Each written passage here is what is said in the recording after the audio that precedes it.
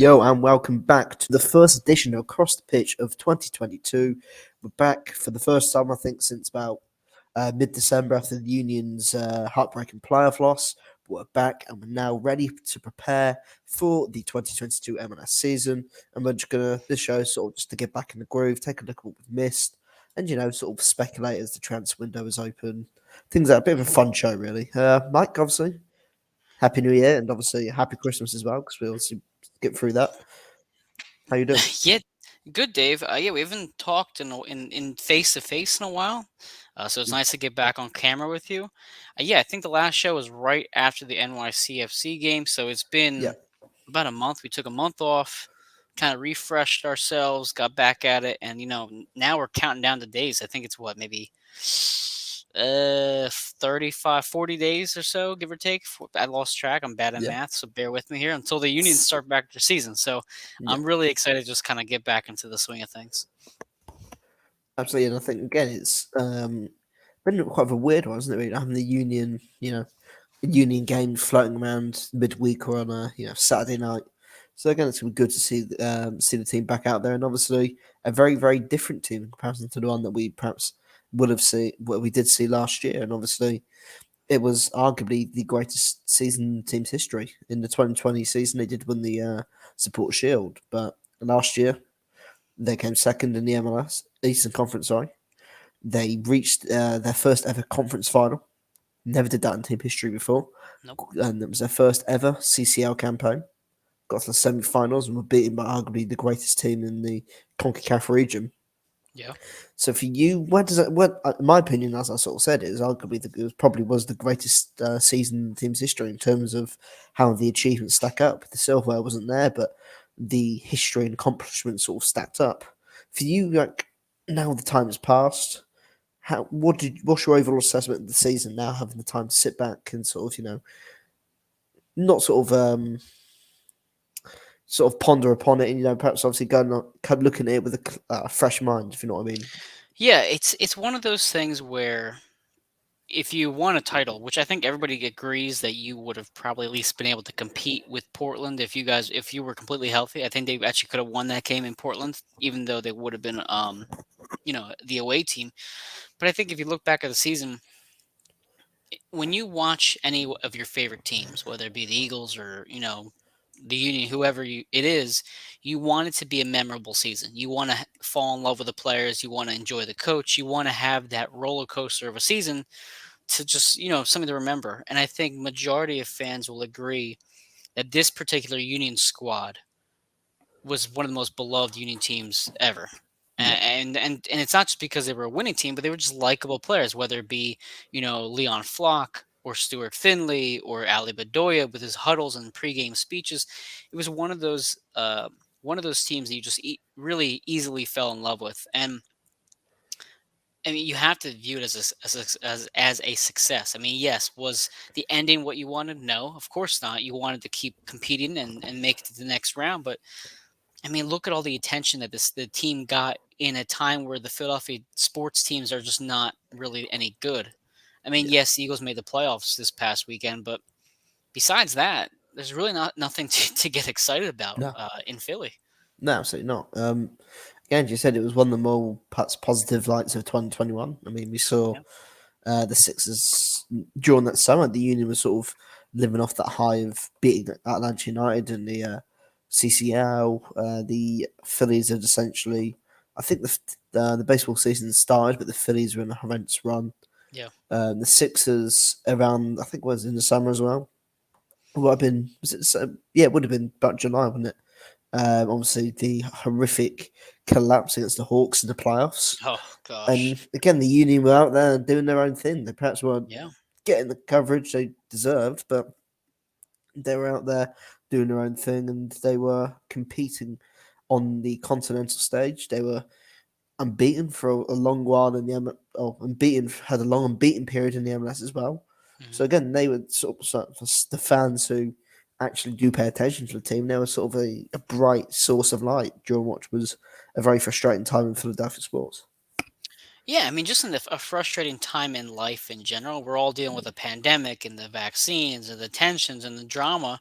And I think I mentioned towards the end of the year when we wrapped up, I said, like this is sports are about just an escape for people. For me, sports is my ultimate escape. I can review Yeah, things and study, and it just kind of frees myself for the day. And if your team's losing, it's much harder to enjoy. But when you have a team that's winning, it's so easy for them to just carry you through whatever. So I know that the Philadelphia Union themselves were that for a lot of people, yeah, and it was just great to see. And like you said, with the Philadelphia sports being the way it is, they really took control of the market as the playoffs entered, and all the attention focused on them. They really were the talk of the town, whether you liked them or not. They were on the newspapers and in the headlines, and it was great to see. And they rightfully deserved that attention. yeah. And I think again, as you said, they deserved the attention. They were sort of a positive release for people Yes. that perhaps again the pandemic has been frustrating. I mean, Yeah. obviously for you guys, I believe it's sort of been worse for you guys out in the States than it has over here. It's been bad over here, but I mean, I think again it was a nice release, and it's great to sort of see them continue to take steps because you see with so many teams and all walks of sports that they go so far and they stall and they stop and they sort of get stuck where they are, and now they get into this little repetitive cycle, all they go backwards. It's good to obviously see over the last few years the Union keep going forward. They haven't Yeah. obviously made the playoffs and just stopped. Keep getting some playoffs, first round elimination. They're taking the next steps, and hopefully they can carry on this cycle because they're on the cusp. They're on the brink of obviously creating history of getting to that final. Even if they don't win it, they're on the cusp against that final. Perhaps going further in the CCL, getting to the CCL again. So it's always again the Union is sort of continuing to take steps forward. It's now for them to make sure they can go through this next brick wall and take either perhaps win another supporter shield, win the Open Cup, Yeah. get to the MLS Cup final. Do you know what I mean? They have to now. They have to try and make that next step. Well, that's the thing too. So a lot of people entered this season thinking that the Union were in a like rebuilding year, for lack of a better phrase. So this was as good of a rebuilding year as you could possibly have because, and again, I've talked about this already a few times, but when you entered last season, the biggest question mark was how deep is this bench? You have a bunch of teenagers and a bunch of players that are like kind of on the fence, like Il Seno, or you really don't know what you're going to get from Alvis Powell yet. Um, and you just had question marks across the board. And then you are in a rebuilding year and you go to the semis in both your league as well as the CONCACAF. So you've exceeded expectations as is. Yeah, And now it's just all the momentum you have to carry. Like you said, is this just a small window of success for the Union, or are they going to continue that trend? And as you've seen over the last 4 or 5 years, it has been a slow trend up and up and up and up. And now the expectations are set. You've had, I guess you can call it extended success in terms of becoming better every year. Now you have to finish the job. You have to go out there and get the cup, get a significant trophy, not just the supporter shield in a year where you're playing New England Revolution 7 times. It has to be a yeah, legitimate season. And the Open Cup is back, like you mentioned right there. The Open Cup is back. The Union have had historically good runs in the Open Cup. Yes, they've lost 3 finals, but they've been in 3 finals, which is exactly. Yeah. tip your hat the curtain for that. Obviously, again, as you said, it's last year was a rebuilding year. This year could perhaps isn't a rebuilding year, but it's perhaps restocking Yeah. with better quality as opposed to filling out the squad. I mean, a lot of perhaps the depth players have left the team, or a few depth players have left the team. Obviously, Orsino was not offered a new contract at the end of the season. Whether he's perhaps offered a deal at the start of the year, maybe at the start of pre-season, is yet to be known. But as it stands, Orsino won't be on the team next season, could be retired. Alvis Power's gone to FC Cincinnati. We'll obviously touch upon FC Cincinnati in a minute, because obviously there are a lot of things were going on there. Orlin and Colin obviously been let go as well. that's not really a surprise considering No, he probably played as much as um, Dexter Noah. Really. I think he probably played once in 2 seasons. So again, that's not really a shock. Anthony Fontana, obviously, with the reports coming out that he is going to be joining, or more than likely going to be joining Ascoli. He's just going on trial for a few days or a couple of weeks that's right. to there before whether they make a decision, although it's likely he is going to be joining us. So again, obviously, there's a lot of change, and again, obviously going back to FC Cincinnati, they took one of Jim's assistants and Pat Noonan. So again, there's been a lot of change around the Yeah, Union squad going from 2021 to 2022.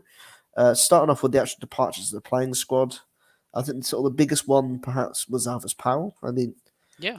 interesting pickup for FC Cincinnati, or sort of a good move for them.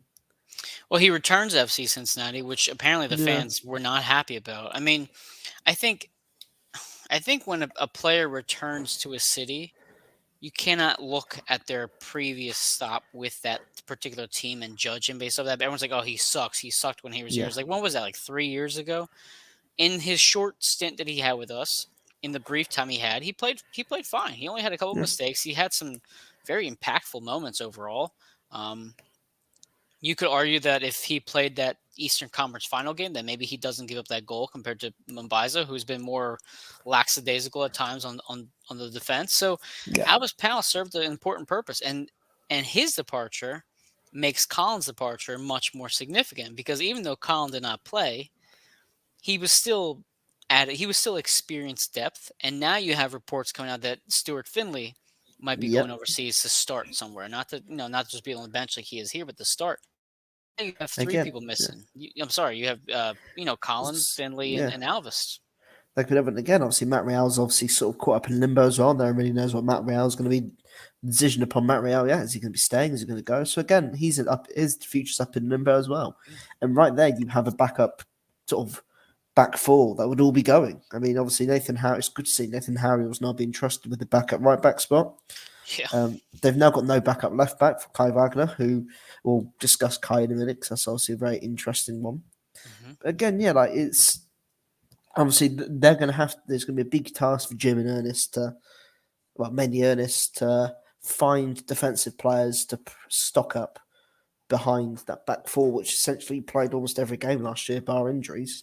It's going to be interesting for him to find these experienced players and perhaps better talents than the ones of like Colin and Elvis Powell to provide stronger depth. And it can be tough in those sort of situations because, as we've seen with Jim, he doesn't like to change his team much, especially at back No. 4/5. So again, it's going to be difficult to attract um, decent talent or good players to fill these spots when they know they're going to get lack game time. So again, you could either Yeah. see a lot of experienced players towards the back end of their careers, or fringe players from other teams and younger players coming in to sort of fill out those roles.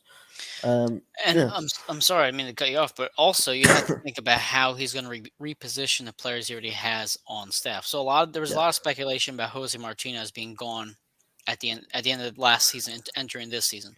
yeah. I personally I've been very into college basketball, so maybe I missed it. But have you heard anything about Jose getting any No, attention nothing. anywhere? I feel like his name hasn't been said at all.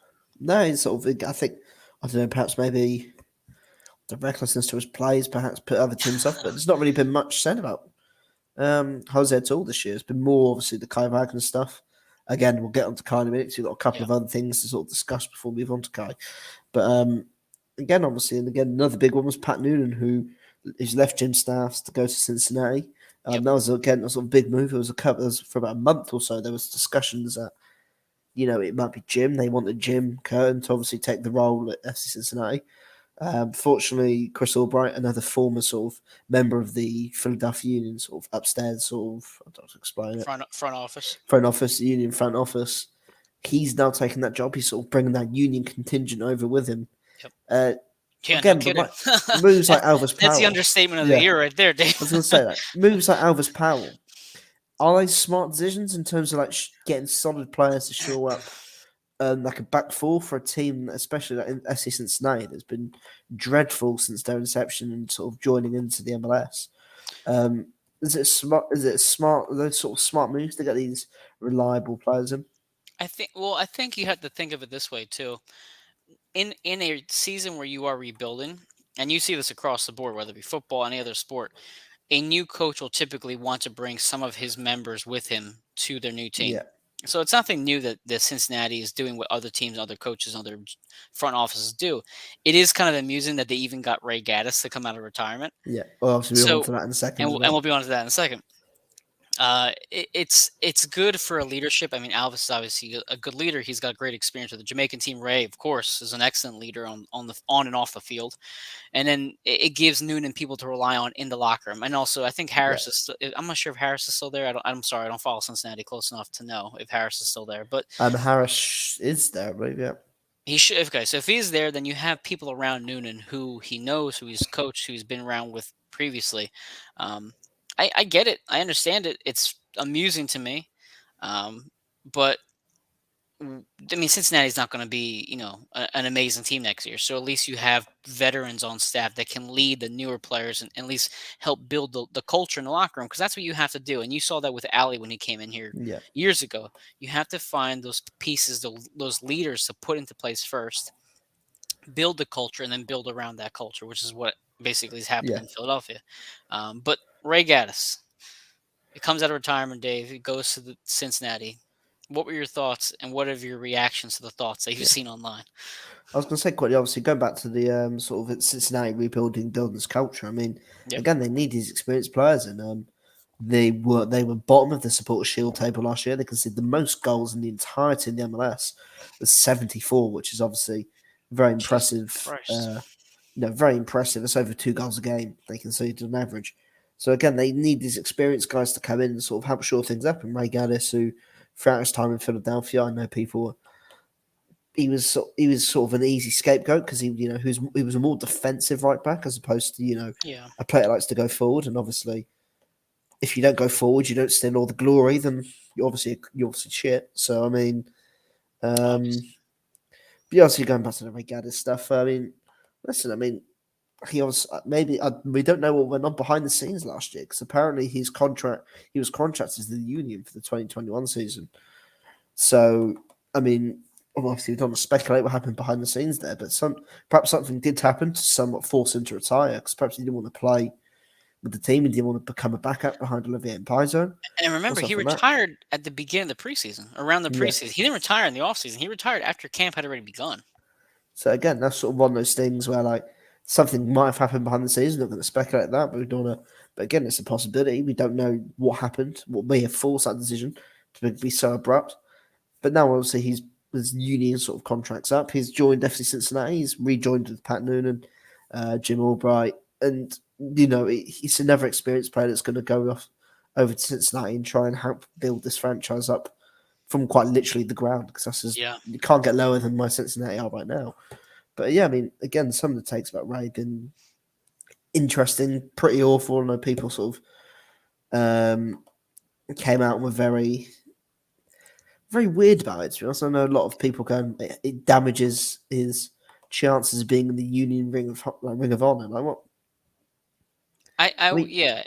Sorry, go ahead. Finish your thought there. that's just baffling. Right? I mean, for a guy that literally spent 8, 9 years from the Union, essentially was there during the early stages, and was there helping the team sort of from the ground, helping build the team from the ground up. Yeah. He's been an integral part, and as you sort of said, not only as well, helping out the community, sort of being a leader, being a face of the union in the Philadelphia community. And again, it's just a very weird sort of take for people and stance for people to take. Yeah, I completely agree with you. I think we talked about this as soon as all the tweets started coming out and all the Facebook comments about how his legacy is tarnished. Um, I don't see how you can take what a person wants to do in their own personal employment to heart like that. I mean, like I understand that people have attachment to players. I get it. I see it across all sports. That they're like, oh my God, Zach Ertz is a Cardinal. My heart's. I get it. I understand that there's an attachment to athletes. I get it. Yeah, But they're also their own person. They're also human beings who have their own. It's the same thing. Like if Dave, you were offered a job for ESPN, I wouldn't think that you were betraying AAT Sports because you're doing something to better your life. yeah, Um, and it just I don't know. I guess I view it that way in that sense. But at the no, same that's time, fair.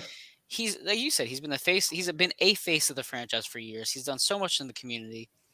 I agree that he should not be the next one in the Ring of Honor. I think the next one should be Ali when he retires, and then and then obviously Blake once he goes eventually, and then um, and then Ray, at least in some order. But he played such an important part, and even just the Supporter Shield team. Say what you want, Ray did play fine during the Supporter Shield season. Yeah, God, he give the man some, some recognition. He leads the franchise in minutes. He was obviously a reliable part of this rebuilding franchise, or not rebuilding, uh, building franchise. Started from nothing, started from a yeah, support group, and now they became into what they are today. So you can't take that from Ray because he chose to make his own personal decision. Maybe no, I'm biased to it. I don't know. My dad was a professional athlete, and he retired and then came back and then went back. So maybe I'm biased in that regard, but athletes love to play the game. They don't want to retire. Usually their body tells them they have to. So I yeah. don't blame him for coming back. I mean, again, maybe he just needed a year out to sort of.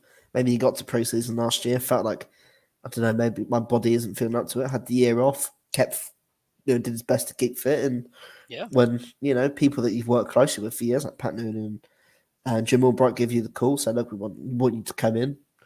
He probably will be a backup in that team. I can't imagine he'll be starting over Alvis Powell. But again, they give you the call, say, look, we want you to come here, help build a culture. You're not going to say no to the sort of people you've worked closely with. And I mean, Yeah. it's a weird one. I know people sort of said, oh, Ray was never that good of a player. But I mean, what do I expect these players to be? Danny Alves, Carfu. I mean, no disrespect to the league. This is the MLS. If these players are great two-way players going forward and defending, they'll be going off.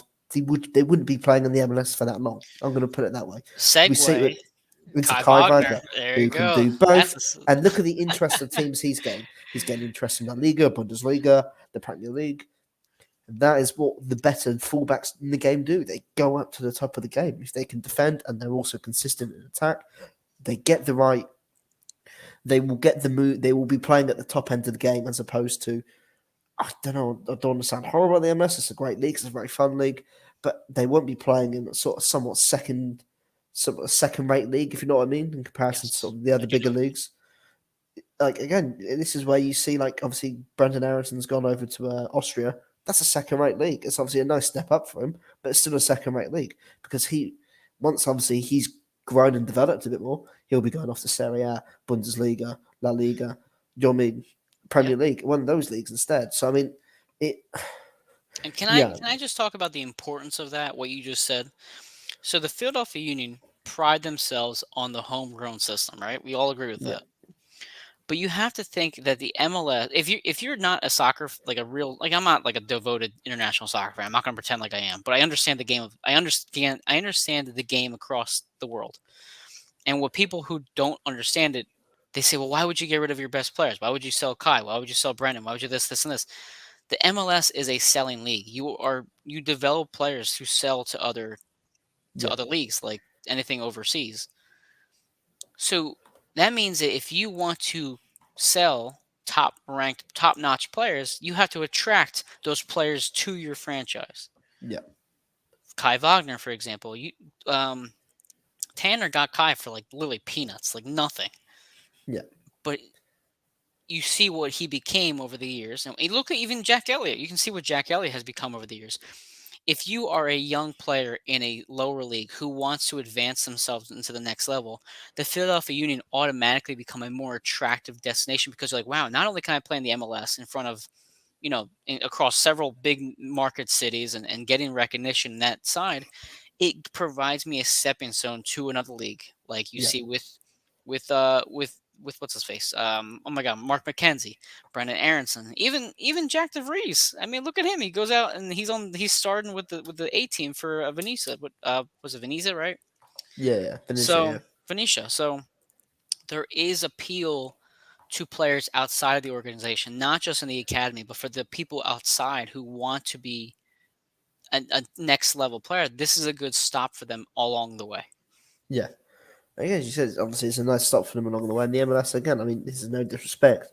A lot of these kids who obviously are in the Union Academy, in the academies of these MLS franchises, their dream isn't, I want to play in the MLS on my career. It's I want to get into the MLS. I want to make a name for myself, and then I want to go off. I want to play in the Premier League.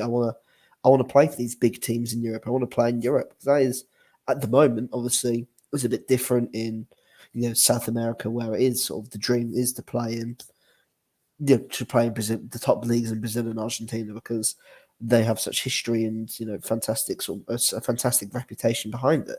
Same with Mexico as well. Actually, that's why you see a lot of the Mexican players, top Mexican players, stay in Mexico as opposed to because of the history there. But the MLS is still in the sort of baby stage of still in its baby stage. It's a lot different to other leagues. It's a lot different to the other leagues.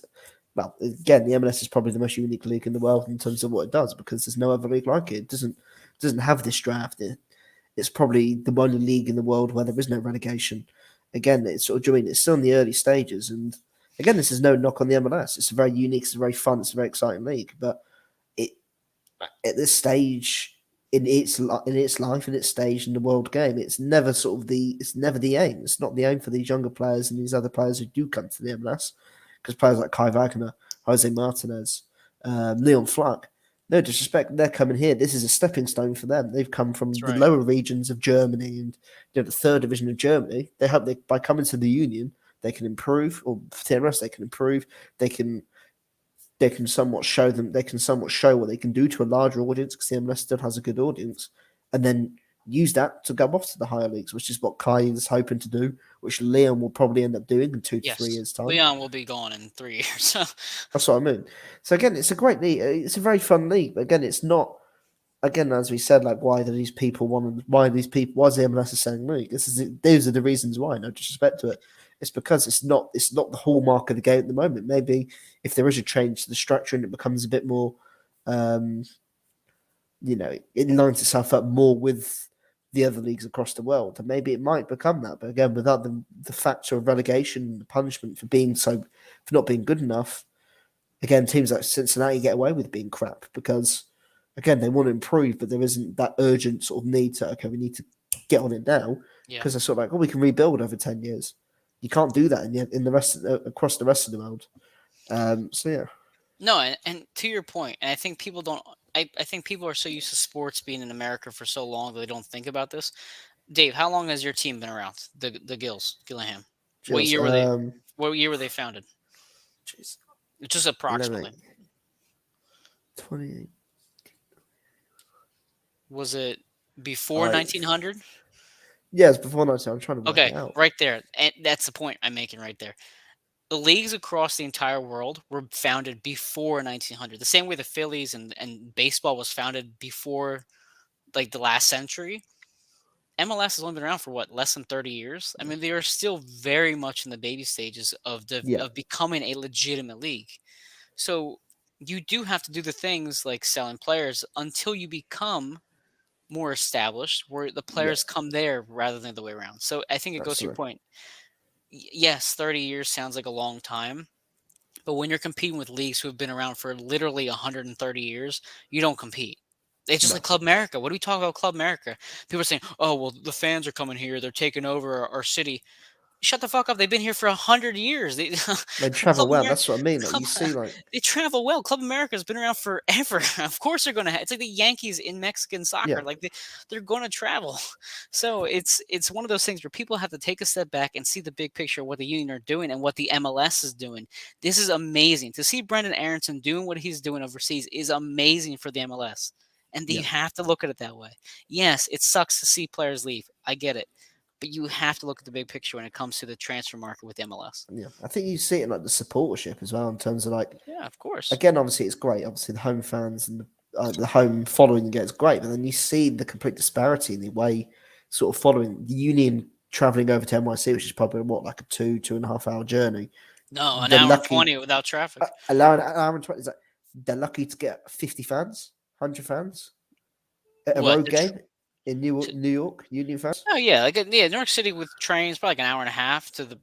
In terms of fans, like you'll get like 50 to 100 fans at the most. Yeah.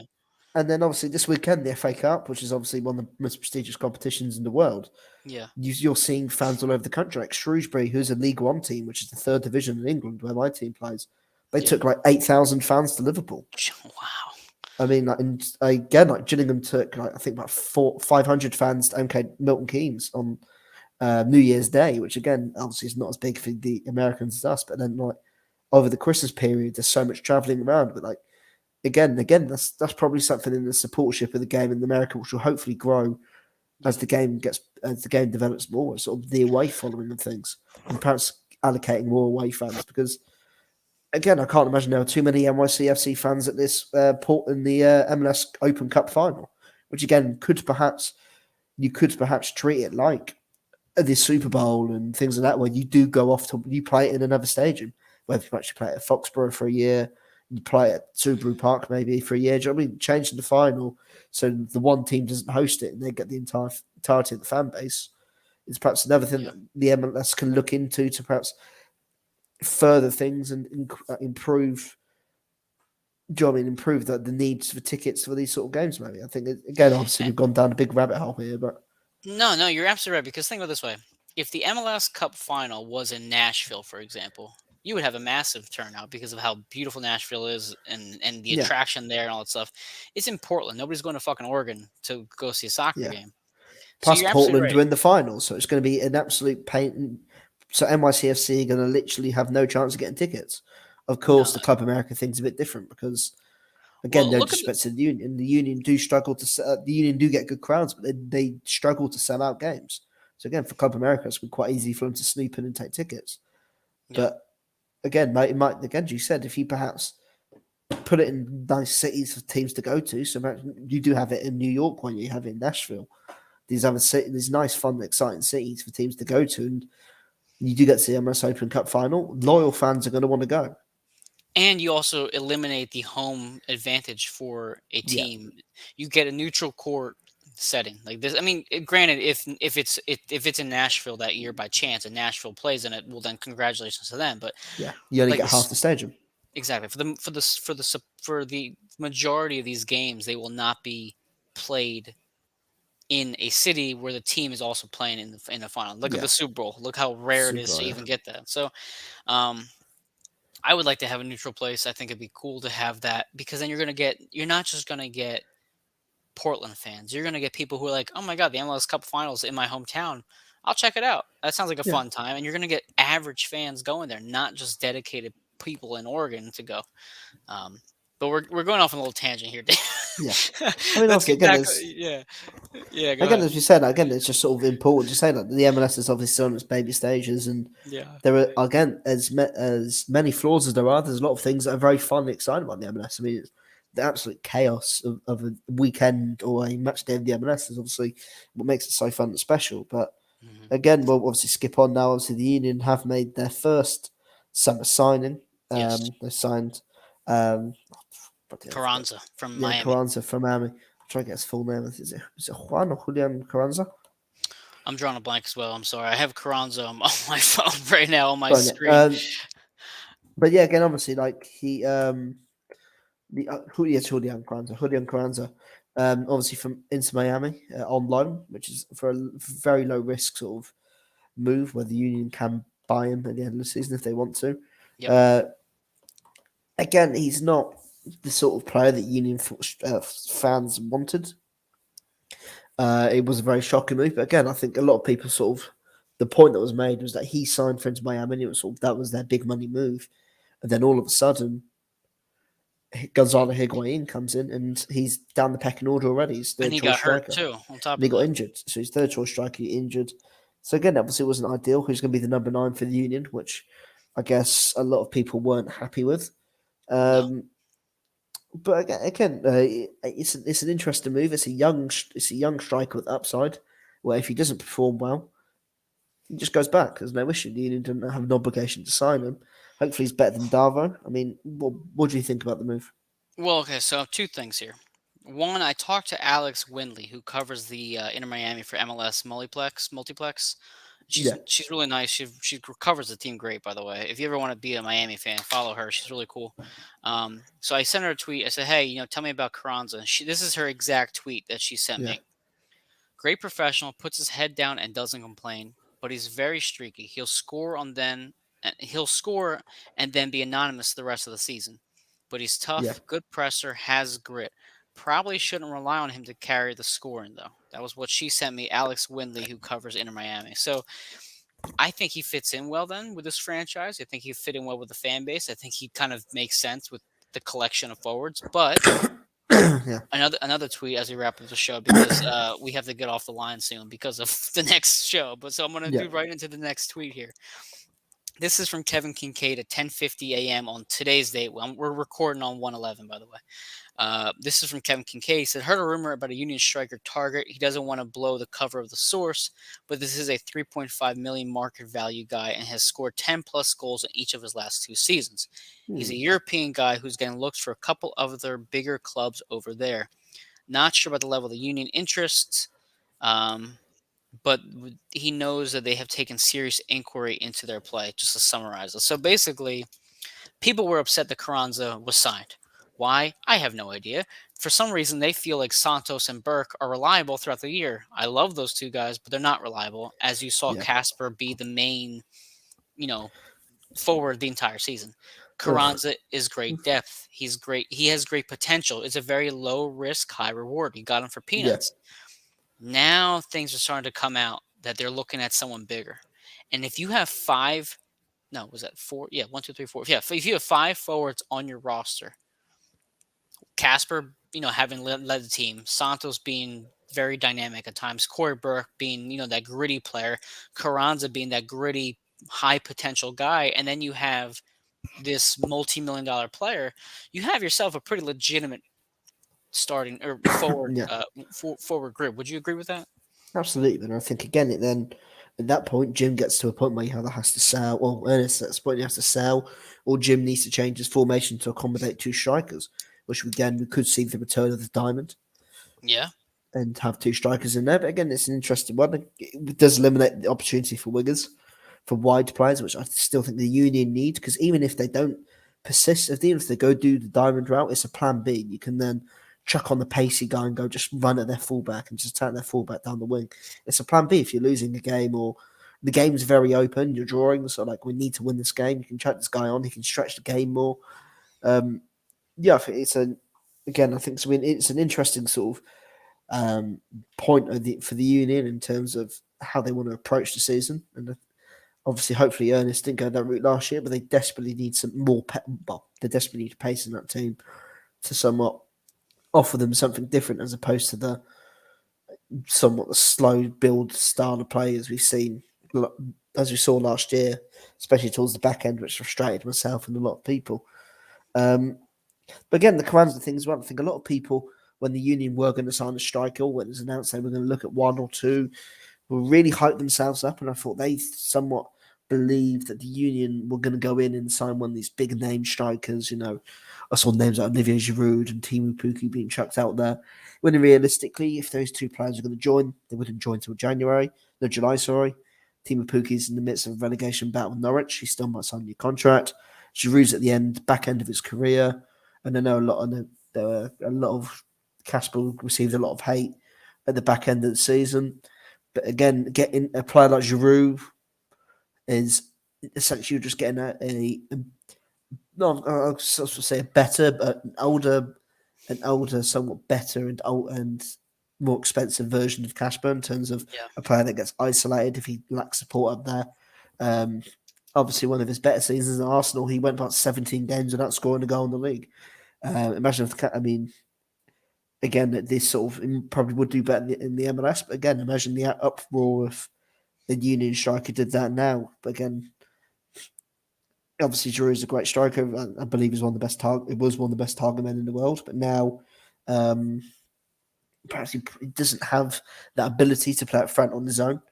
I Yeah. feel at the age he's like 35. So again, that might be a more risky move. The Union, hopefully, this sort of striker is in the mid late 20s, maybe where they've still got time that they can grow and they've still got legs to go, as opposed to the Yeah. Gonzalo Higuain route where they're the back end of their career is just looking for the money. And you have Carranza, who is still very young, who Yeah, has a ceiling. There is a ceiling that you can see with him. It's yeah, just a matter of whether he can stay healthy, see the field, and get to that ceiling. Even if he's off the bench, if he's Yeah, someone that you can rely on, like Anthony Fontana was for us in the Shield season, if yeah, Ilsinho was for us in the previous season, if he can be that super sub off the bench, I mean, the sky's the limit for this team. I mean, it really yeah, comes down to the strikers. The defense is set. Even with the uncertainties, Leon Flock is there. You have the bodies there. yeah. Um, but Dave, Midfield, I still so say midfield, quickly. yeah, Midfield, I still think they need an extra player or two, especially in yes, the creative side of the game. I mean, obviously, I love Miro and Garsdag, but I think they need perhaps another more skillful player, or again, more better ball player, someone that can take the ball 20, 30 yards up the pitch and stretch the game, not just as a winger, but another player like that. And you see players like, I'm not going to compare him to Kevin De Bruyne, but a player like that who can take over a game with the ball at his feet. The Union don't have that. A yeah, pacey winger, they also desperately need a pacey wide player that can offer them something different. And again, another striker that you can somewhat rely on for goals alongside Casper, who's always guaranteed to get you double figures every year. I agree, Dave. I think we could talk for another hour because we our agenda's not even over yet. We still have like No. another 5 things to talk about. But up next is on for us up next on Tuesday on the 11th, Burning Bridges. The host is Matt Ware, former Eagle. So make sure you check Yeah. that out. But I'm going to close up the show now so that way they can get on and we don't have to. But we have a lot to talk about now. We have the Yeah. season coming up. I think we set a good groundwork on our first episode, Dave. Get people back into excited again for this franchise, Yeah. and we can go through the depth chart next week and just get more into it. I'm Hopefully going it'll be to read off signing. the yes, that's bank on that. It'll be signing soon. Let me get to the sponsors and we'll call it a night here. First up here, if my mouse will ever freaking work, here we go. We have Manscaped. Get 20% off Manscaped plus free shipping with the code ATBirds at manscaped.com. Up next, you have Odds Jam. Odds Jam is the arbitrage calculator that you will never let you lose a bet again. You can sign up today at oddsjam.com. Check out Statement Games. Statement Games is a fun new way to fantasy sports entertainment. We can get cards and prizes. It's free to sign up for fantasy sports entertainment. Like I said, statementgames.com. Lastly, La Terrain Watches at LaTerrain.com. Use codes AATBirds for 10% off. And then lastly, we have our own shop at the AAT Sports Network. You can get all the Barrera's bucket gear, which is my basketball show. We can have the across the pitch gear right here. Some cool things happening with my basketball show. That will be released soon. Yeah. Don't want to get too into it yet. But Dave, good first episode for 2022. We'll Yeah. come back again maybe next week So or the week after. Any last thoughts? um, not from me now. Obviously go Union. It's gonna be a long month waiting for the season to start. But again, we'll hopefully fit in another couple of shows to whet the Yes. appetite and before the season starts, and we go back weekly. We're not sure upon a date yet. Obviously, I've got a couple of things in the works Yes, you do. personally. So once that's worked out, we can hopefully find out a date that we can both agree on and either do it live or at least pre-recorded and get it out weekly. So I mean, again, we thank everyone for their ongoing support. We're hoping to continue our union coverage this year. And obviously, make sure you follow myself at Dave GFC Miller and Mike at M Barrera 1323 Right there. for all things union. Obviously, with updates and things like that, press conferences because we'll still be there. That's Again, so right. yeah, thanks for your ongoing support. And we look forward to obviously having you guys watching us and chiming in to our discussions, not just on the podcast but online as well. So That's take right. care. Enjoy 2022. Doop. Go Union.